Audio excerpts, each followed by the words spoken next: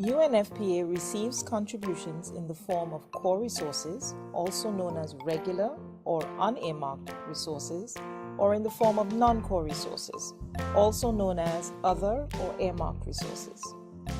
While all contribute to furthering the mandate of UNFPA, they differ in the way they can be utilized. Core resources are contributions UNFPA receives from donors without any conditions attached. Non-core resources are contributions UNFPA receives from donors under certain conditions spelled out as part of the donor agreement. Irrespective of their funding, core or non-core, all of our program interventions benefit from a basic capacity of activities, processes, and services that are paid from the institutional budget.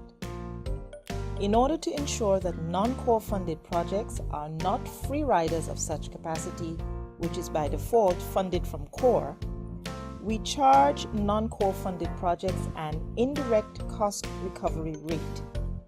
Such rate is a board-approved percentage charged on non-core expenditure, and it is used to reimburse the institutional budget for the support provided to non-core funds. This in turn allows UNFPA to free additional core resources for program activities. So what exactly happens with the cost recovery money? Is headquarters hoarding it? Not at all. As we just explained, the funds arising from cost recovery are used to credit or reimburse UNFPA's institutional budget, which includes, among others, the cost of all of our representatives, operations managers, headquarters units, regional office directors and deputy directors, finance associates, etc., all of whom indirectly provide support to our programs. In other words, cost recovery funds pay for a portion of the salaries of all institutional budget posts, some of them based in headquarters, others in regional offices, sub-regional offices, and in country offices. So headquarters is not keeping the money. It just goes back to the institutional budget pot as a reimbursement.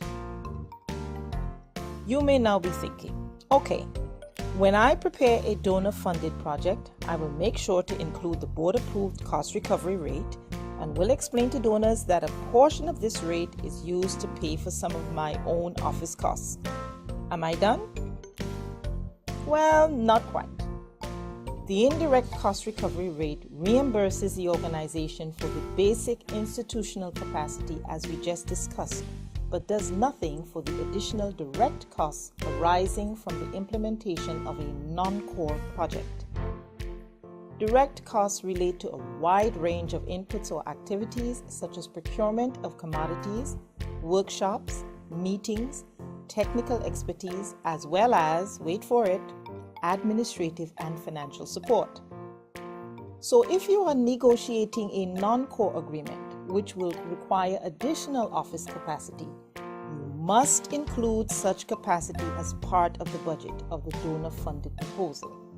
You may ask, why the big deal with ensuring that non-core funded projects bear their fair share of direct and indirect costs? While traditionally UNFPA received the majority of its funding as core contributions, currently the majority of its funding is coming from non-core. This trend is projected to increase over time. The larger the non-core portion of the funding, the more non-core related capacity the organization requires. Failing to recover costs, both indirect and direct, from non-core funded projects means that someone else, core resources, usually picks up the tab.